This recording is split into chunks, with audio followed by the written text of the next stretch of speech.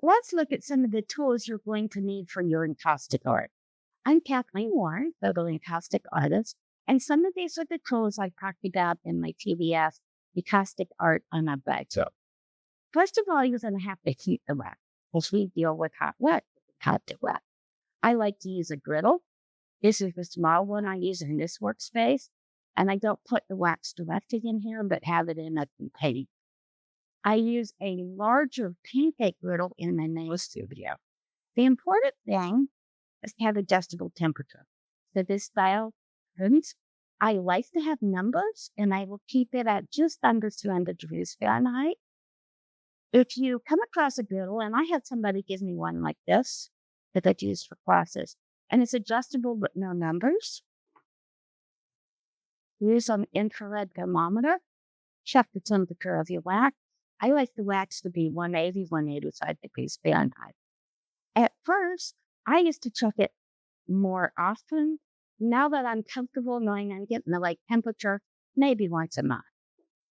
If I'm traveling, like to do a demo, I have this cup one.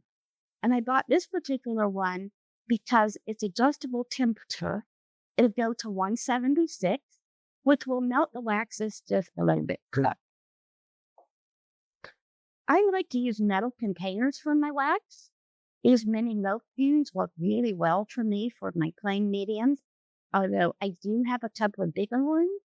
So if I'm working on a bigger piece, I can melt more wax. For pigmented wax, I use cat food cans. They're free. A friend gives them to me. I can put whatever pigment I want in there. It is on the griddle. Take it off with a clothespin. Once they're full, I can just let it put them all in a bag. And I have dozens of different colors in my studio. As for brushes, I don't spend a lot of money on my brushes like you would for quality oil painting, acrylic, watercolor. But your brushes do have to be heat resistant. For putting on plain medium, I tend to use kit brushes.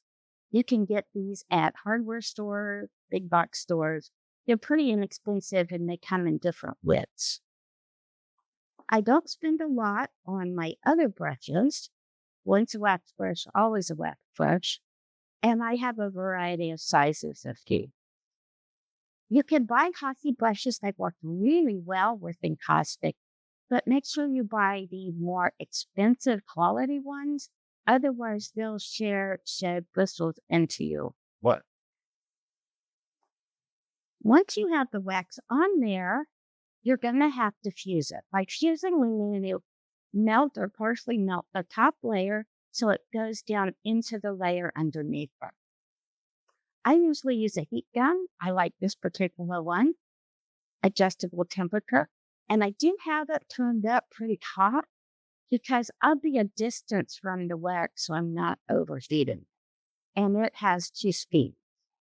This particular one has some attachments to help me direct the heat or airflow. Sometimes I use this craft heat gun. It also has 2 speeds. It won't cover much area like the other one does, but it can be very useful, maybe a little safer because the metal's enclosed in plastic.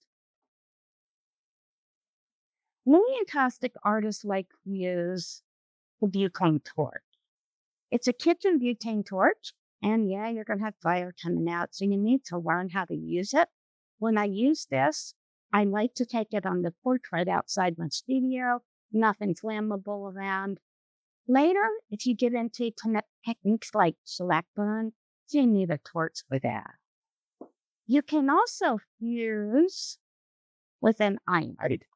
This is a ski wax iron. That bottom, no holes. No way for the wax to go up inside the oven. This one has rounded edges, so I don't gouge into the wax. Has a little weight, so I can just let it glide over the surface. Another fun tool, not for fusing, but as you go along, is an encaustic stylus. A wood-burning stylus is too hot. Get one for encaustic. There are other brands. I like this one. Lots of different tips you can put on. So you have many tools in one. 2 temperatures. You can create texture. You can fuse small areas. You can use the pen tool to make lines. All sorts of possibilities with the stylus. For non-electric tools, I like to buy clay working tools. But I was told as I started in Encaustic, I would need to scrape a lot. And I didn't quite believe it till I was going along with it. It's not necessarily because of mistakes, but to reveal and make texture. This is a larger scraper. I actually don't use it very much. I like the small clay tool bakers because I can control that a little bit better. And then something pointy. If you get a piece of dirt that draws in the wax, just skip it out, no damage done. Wire brush. I also get some tongs around. Got these at a thrift store for a dime for like 3 of them. Maybe some tweezers. Kitchen spoon. And it's now a wet spoon. Scissors are helpful as you're preparing other things. So there's a variety of tools here. And if you're like me, I like tools.